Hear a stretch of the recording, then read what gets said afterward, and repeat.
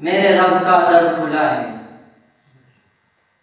शायर ने क्या ही खूब कहा है कि दर दर कहीं न भटको, मेरे रब का दर खुला है। जो भी कुछ मिला है उस जात से मिला है। अच्छे लगे तो दुआओं से नवाजिएगा कि जो रिश्ता रब से टूटेगा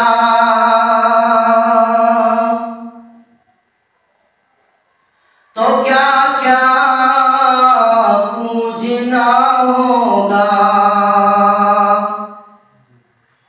शायर देखिएगा कि जो रिश्ता रब से टूटेगा तो क्या क्या पूजना होगा। जो रिश्ता रब से टूटेगा तो क्या क्या पूजना होगा। और कभी पत्थर खुदा होंगे तो सूरज देवता होगा। सुभान अल्लाह कहिएगा। कभी पत्थर खुदा होंगे तो सूरज देवता होगा। और शायर देखिए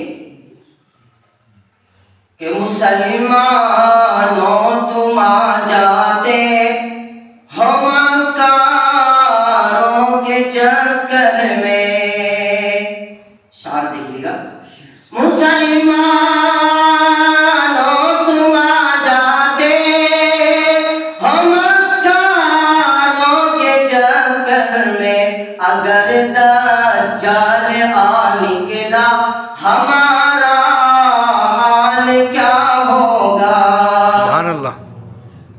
अगर